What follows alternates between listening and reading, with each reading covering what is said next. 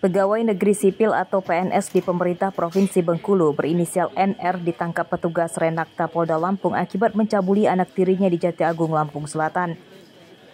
Tersangka ditangkap di Kepulauan Riau saat akan melarikan diri ke luar negeri. Korban seorang bocah perempuan berusia 12 tahun. Dalam pemeriksaan polisi mengungkap pencabulan dilakukan tersangka di rumahnya saat sepi dan beberapa kali di mobil saat mengantarkan korban berangkat sekolah.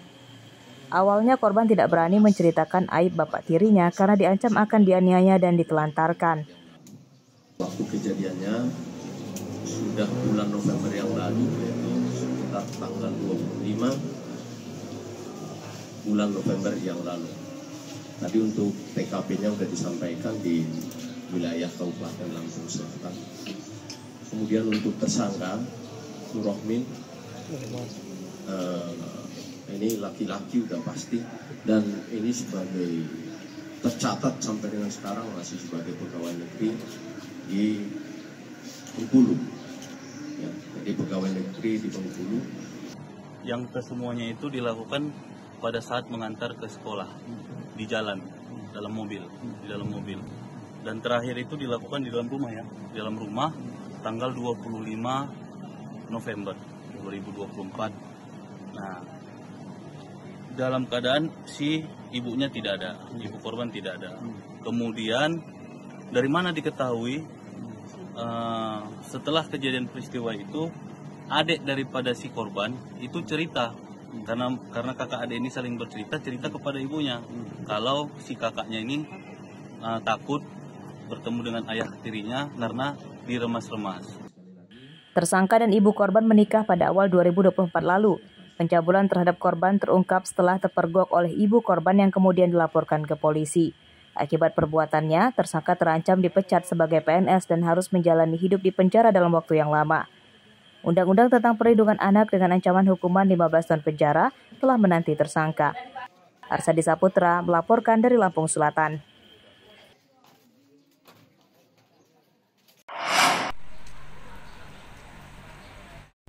Seorang perempuan anggota DPRD Lampung Selatan bernama Supriyati jadi tersangka kasus pemalsuan ijazah. Supriyati ditangkap bersama Ahmad Sahrudin selaku Kepala Pusat Kegiatan Belajar Masyarakat atau PKBM yang menerbitkan ijazah paket C palsu. Keduanya kini ditahan di Mapolda Lampung. Supriyati ditangkap setelah dilantik sebagai wakil rakyat dalam 4 bulan lalu. Tersangka memakai ijazah palsu untuk syarat pencalonannya sebagai anggota DPRD dari daerah pemilihan atau Dapil 6, meliputi Kecamatan Tanjung Bintang, Tanjung Sari, dan Merbau Mataram. Kasus ini terungkap setelah nomor induk siswa nasional di ijazahnya diketahui atas nama orang lain. Sudah melakukan penyidikan terkait adanya dugaan ijazah palsu yang diterbitkan oleh PKBM Bougainville di Lampung Selatan, di mana ijazah ini digunakan oleh saudara Supriyati pada saat melakukan pendaftaran sebagai anggota DPRD Kabupaten Lampung Selatan.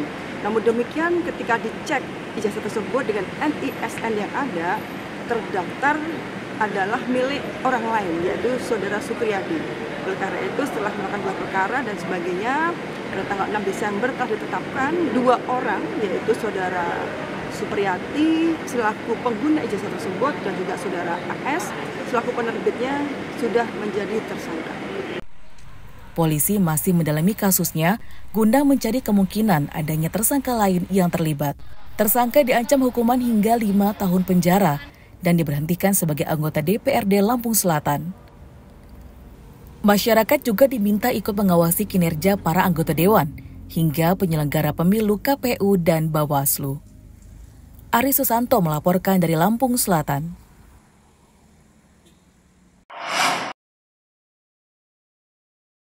Penyidikan tawuran geng motor yang menewaskan seorang remaja bernama Freddy Saputra di Bandar Lampung mulai mendapat titik terang. Dari 6 pemuda yang ditangkap, 3 diantaranya ditetapkan tersangka dan 3 lainnya dikembalikan kepada orang tuanya karena tidak terbukti terlibat dan perannya hanya ikut-ikutan saja.